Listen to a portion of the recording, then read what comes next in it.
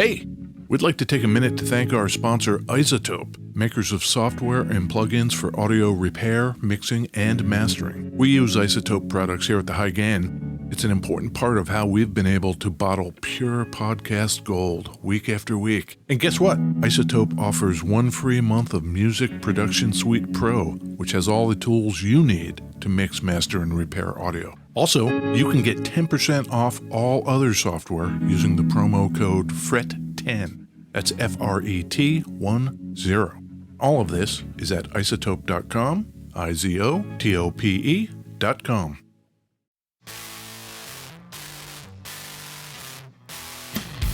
Hey, this is Ed Peterson. And this is John Kiltica, Ed. And this is the High Gain Podcast. Oh man, this is going to be great. Yeah? Is that true? Are we going to talk about a guitar today? As it happens, yes. Not one of those like grandpa guitars? Not a grandpa guitar. Not like fat string guitar? No, not one of those fat string ones. Great. Where are you at, John? Oh, I'm in my bunker here in West Seattle. Where are you? Oh, I'm just right down the hill, also in my West Seattle bunker. The tunnel is progressing kind of slowly. I am in the basement, so that's like step one, I guess. There's that. You know what I'm saying? Yeah. How you doing today, Ed? I'm doing pretty good. Yeah? Yeah. How has your overall health, both physical and mental, been during these trying times, Ed? Physical, top notch. Oh. Maybe. Right at the beginning of this, I had joined a gym, and then it closed down, and that was that. You know what I'm saying? I know what you're saying. Mentally, I have this constant Great Depression worry. In the future times, we'll be long gone, so we won't be the people that the grandkids are saying, Grandpa's always washing his hands. I guess we're both old enough that we hung out with people who were alive during the Great Depression. Yes. I had a great aunt, Minnie. She just had all these habits, like they would save bathwater. That seems like that could be a real bummer. I think so. I don't want that. Yep. But on the positive side, whenever I get down, I just think to myself, thank God the country is in such good hands. Oh, of course. Top notch. I woke up in love this morning. I woke up in love this morning. Went to sleep with you on my mind.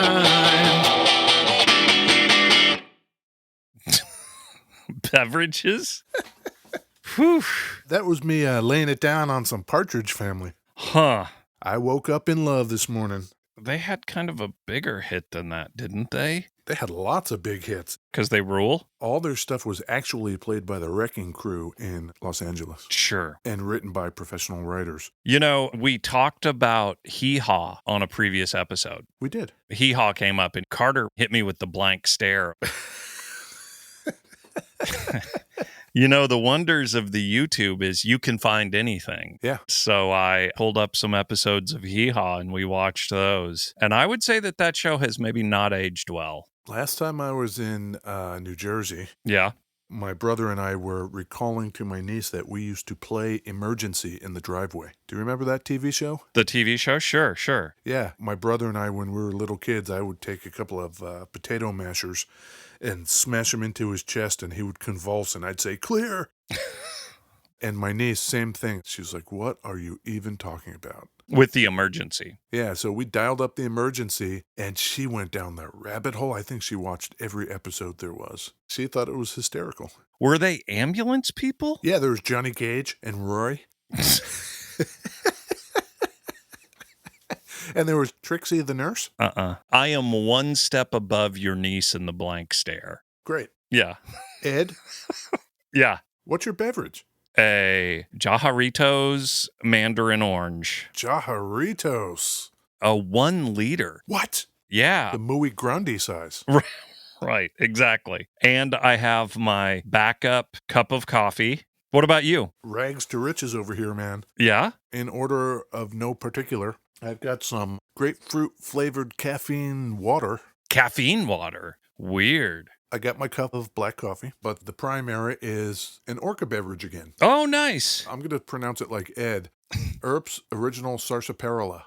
That's something like sarsaparilla? Yes. A sarsaparilla? Sarsaparilla. Yeah, that sounds pretty good. Yeah. What does this sound like to you, Ed, in terms of just sheer tone? You've got a lot of color on it. I have the 1981 DRV pedal. Yeah. And the drive knob, Mm-hmm. I turned it to 0. Really? I'll turn it off. It sounds hollow body-ish. You know, how'd I do? You did great. I sent Ed some pictures of this ahead of time. Yep. I knew there would be some questions, Yep. some doubts, some perplexity. Sure. This is a Malinoski guitar. Are you familiar with Malinoski? I'm not. Peter Malinoski started building guitars in art school Oh, in 1984. art school. You like that. This guy has an MFA. You've got one of those. I do. I got it out of the cereal box. Yeah, yeah. I don't know where he got his, but he started making guitars, and he has very much that same sensibility that we talked about when we were talking about Wandre. Remember that? I remember he had that building. The round factory? Yeah. Yeah, that he built the guitars in, right? Yeah. And his guitars are pretty like avant-garde-y. Yeah. He wanted them to be works of art as well as eminently kind of comfortable and playable instruments. Sure. That's great. I get the sense that our man Peter Malinoski is much in the same mold. Yeah. Let me describe this thing. Okay. This guitar is a single cutaway. It's called a Fez. Our particular example is kind of a roasted orange color. The finish is kind of mottled as if the paint were applied with a rag. It's pretty cool. Yeah, yeah. 2 pickups, volume tone, and a selector switch. Yep. Does it look like any other kind of guitar to you? Look on your own wall of guitars. Yeah. Look at that Rickenbacker. I think it's where his jumping off point was. Look at the pickguard shape and look at the top pickguard on your Rickenbacker. Yep. Oh, that's interesting. That's funny. Here's another thing. The pickups on this guitar Mm-hmm. come from our man Jason Lawler in Tacoma, Washington. Yep. He calls these, No bangers. he calls them broilers. Ooh. What's the deal with the broiler? Well, the reason he called them broilers is because you can't call them toasters. Oh, Our good friends over at Rickenbacker would not like that. I see. Okay. Nonetheless, these are meant to be sort of Rickenbacker replacements. I will say it, even though Lawler is not probably allowed to say it.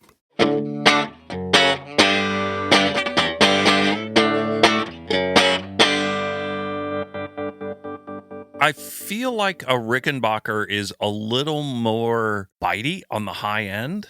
I rolled back the tone. Classic JFK.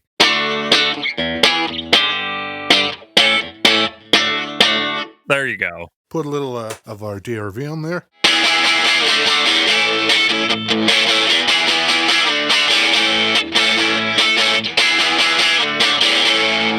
What do you think of that? Yeah. He was a boy, she was a girl, and I'm making it any more obvious. That's me, I'm just rocking some Avril Lavigne. Nice. Yeah, Is that new, old? maybe. Okay.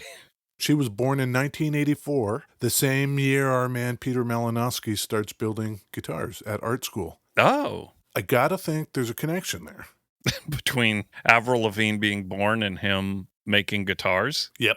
Okay. But I don't think there is because she is Canadian. Is he not Canadian? He was born in New York, and his art school, his undergrad anyway, was University of Kentucky. Huh. I don't know where he went for the master's. That's an interesting jump. Is there a reason you would go to Kentucky for art school? His MFA is in woodworking and design. So maybe in that region of the country. Yep. I can actually see that. Yeah. You say art school and then you say Kentucky, and I immediately get a little head scratchy, maybe eye rolly and head scratchy. At the same time. Exactly. Well, I'll bet no one in Kentucky can do that. I don't know. Some good politicians out of Kentucky. I've heard that. Upstanding folk in the Senate, say. Hear this?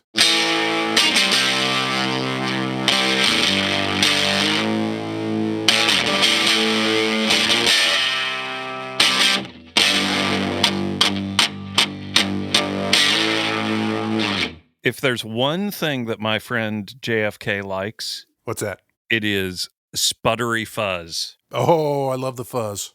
Yeah. This sputtery fuzz Yeah. comes to us from Regina, Saskatchewan, Canada. I'm not making any sort of Regina jokes. I'm not going to do it, John. I'm going to take the high ground on this one. What do you think of that? You do that, man. Yep. This pedal is called a Shralp fuzz. Ooh, Shralp. I don't know what that means. What does Shralp mean? I don't know. I will have to ask our man Kevin Shone Okay. out there in Regina. Shralp? SHRALP. A word for the sound and act of hauling ass over a pool coping on a skateboard. That makes complete sense. You know why, Ed? Because it's made out of skateboards? Yeah, the enclosure for the Shralp fuzz is made out of used skateboard decks. This is the first time I've actually heard that fuzz, but I saw the picture you posted on the Instagram, and it's pretty killer. The exploded picture where I pictured all sides of it, Yeah, that's pretty good. I was being fancy. You knocked it out of the park this week with the top-notch photoshopping. The you and I holding hands picture. That picture turned out exactly as I envisioned it, but when I told Ed I needed a picture and tried to describe what I was going to do, Yeah, you were like, wait, what now? you said it, and I couldn't understand it. And then when I saw the final picture, check out the High Gain on Instagram, and there's a picture of John and I holding hands. That's lovely. Yeah, and we are wearing the shirts that Kev Boyface gave us from his record shop in San Francisco, which was very nice of him. It was great. Are you kidding? Shirts? I think that's perfect because in this time of great need, I'm too scared to wear a shirt more than once. Really? I'd burn them. So to have new ones coming in. Yeah, that's good. Do you wear them for like a week and a half, though? No. 1 day and then burn it. Sure. The funny thing with that picture is my arm looks tiny. I don't have the hugest arms anyway, but I think the way you did the hands, that photo's nuts. So you mentioned the sputter, right? Yeah. What would you think if I told you I have the sputter on this fuzz right now turned all the way down? Really? Should I turn it up? Yes. All right. Sputter is now on 10. Guess what, Ed? I don't even have the fuzz turned up all the way. Oh my God. Just dime everything. Okay. Turn the sputter down, keep the fuzz up. Yeah. Play an E chord, 7th fret, Uh-huh. and let the low E just ring open.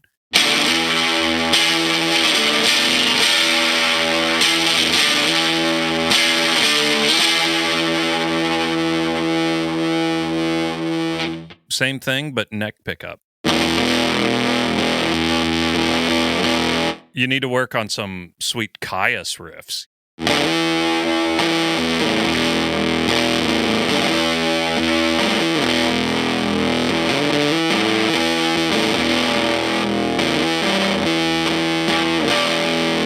There you go. That is a Shralp fuzz from Shones Wood. Yes. Shones Wood Effects on the Instagram. Yeah. I'll bet if you ask nicely, our man Kevin up there in Regina will make you a fuzz pedal that sounds super crazy badass, made out of a used skateboard deck. Shones Wood, like even his logo is... It looks like a skateboard logo, doesn't it? Yeah.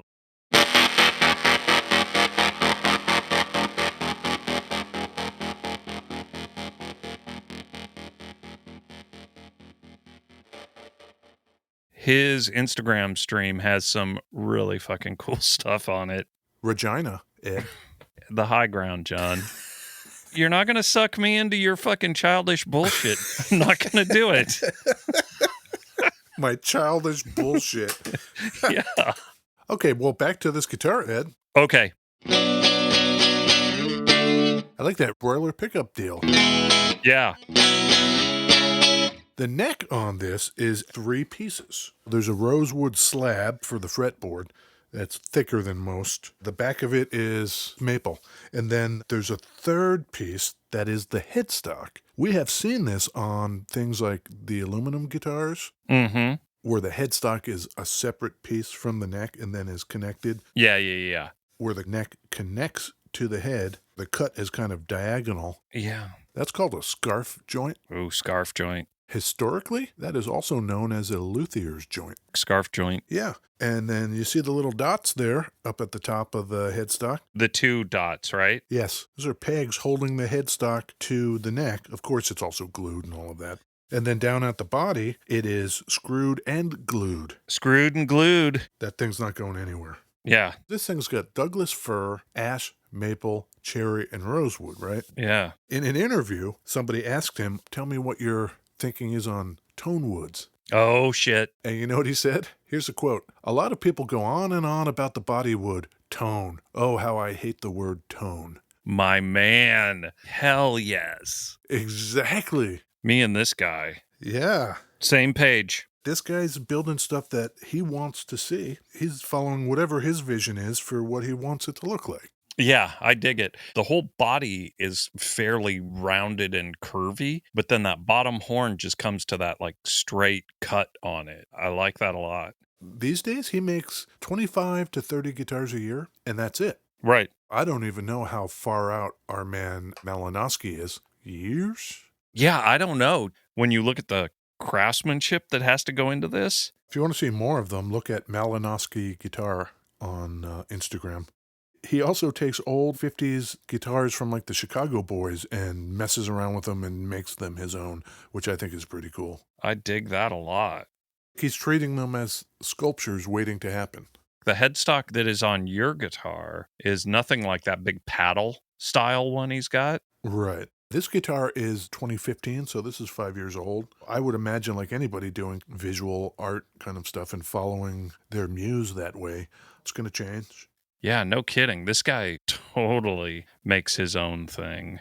And he doesn't really, by his own admission, play guitar. He's a bass player and plays various horns. Huh. And he counts that as a plus. He has said that it keeps him from going too far down the jack-off hole of, talking about tone woods and Yeah, sure. all of that kind of stuff. He can exercise a different kind of creativity. Yeah. Ooh.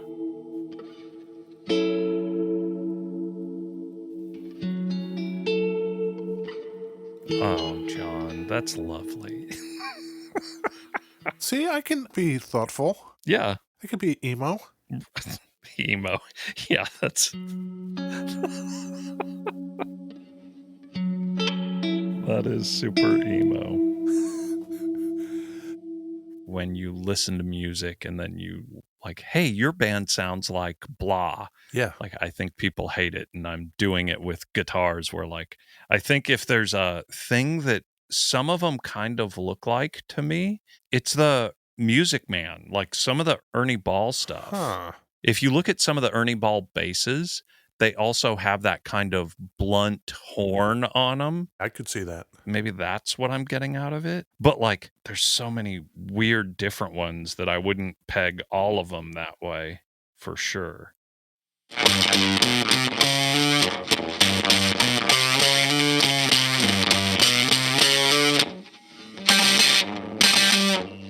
I, for one, am really into the fact that this guy just is following his muse. Yeah. Instead of like, how can I modify a Telecaster and carve out a place in the market? He's like, no, I think I'll just do my own thing, thanks. Even from a weird branding thing, this is not advice, this is just an observation. The headstocks are like widely different. And even the logo, like this one has like burnt into the headstock. It says, Malinoski. One of the other ones just had an M. So there's not even consistency within the brand. And I actually like that. Whatever works with the thing he's making is what he puts on it. Yeah, and if you think that he's been doing it since 84, Yeah. 36 years, and like, yeah, he's going to do it how he wants to do it. I really appreciate that. Yeah. As a fellow MFA guy, Right. everybody should go check out Malinoski. Get out there on that reverb page. Yeah, and go check out our man Shones Wood. Check out those fuzz pedals. Oh, absolutely. Yeah. But, when you're not there, when you're not doing that, Yeah. and you just need some time to scoff at something, you could go to thehighgain.com. And we, too, are in all those other places. You could go to Instagram and Facebook and see us, Oh, yeah. same as you could these guys. Twitter, Twitter is a good one. LinkedIn, LinkedIn, Pinterest. guess what? What? Some people are reposting our Pinterest pins. It's probably my mom. Yeah, your mom is so into fuzz pedals. I don't know. Who else would it be? Oh, patreon.com/thehighgain. Oh, yeah. Patreon.com/thehighgain. Sure. We would really appreciate that in these great times of worry. All right. Okay, then, Ed. Bye. All right, we'll see you.